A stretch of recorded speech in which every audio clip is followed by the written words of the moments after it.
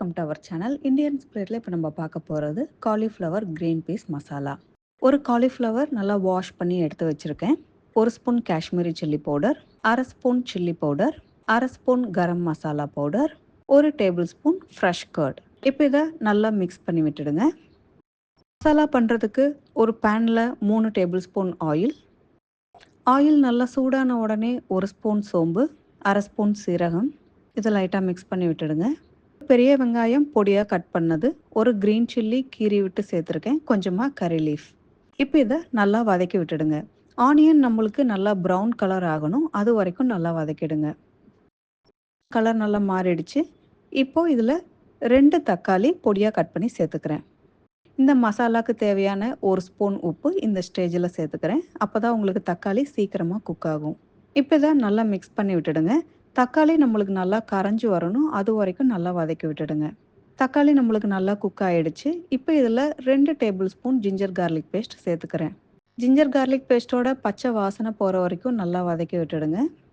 இப்போ இதில் 1 spoon Kashmiri chilli powder, 1/2 spoon coriander powder, 1/2 spoon மஞ்சத்தூள். இப்போ இதை நல்லா மிக்ஸ் பண்ணி விட்டுடலாம்.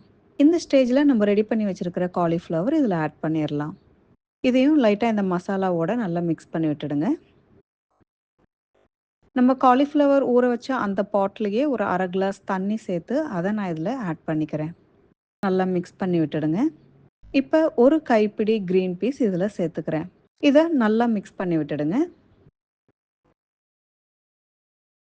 இப்போ இந்த மசாலாவுக்கு தேவையான 1 கிளாஸ் வாட்டர் இதில் நான் ஆட் பண்ணிக்கிறேன். இதுதான் கிளாஸோட சைஸ் பார்த்துக்கோங்க. 1 கிளாஸ் மட்டும் போதும். இதை 10 நிமிஷம் நம்ம லிட் வச்சு கவர் பண்ணிடலாம். 10 நிமிஷம் ஆயிடுச்சு. இந்த மசாலாவை ஒரு டைம் நல்லா மிக்ஸ் பண்ணி விட்டுடலாம். இன்னும் ஒரு 10 நிமிஷம் நம்ம லிட் வச்சு கவர் பண்ணிடலாம். 10 மினிட்ஸ் ஆயிடுச்சு. இப்போ இதை நம்ம மிக்ஸ் பண்ணிடலாம். இதோட டோட்டல் குக்கிங் டைம் நம்மளுக்கு 20 மினிட்ஸ். 20 மினிட்ஸ் முடிஞ்சது. நம்மளோட சுவையான காலிஃப்ளவர் க்ரீன் பீஸ் மசாலாவும் ரெடி ஆயிடுச்சு. இப்போ இதில் கொரியாண்டர் லீஃப் போட்டு அதையும் நல்லா மிக்ஸ் பண்ணி விட்டுடுங்க.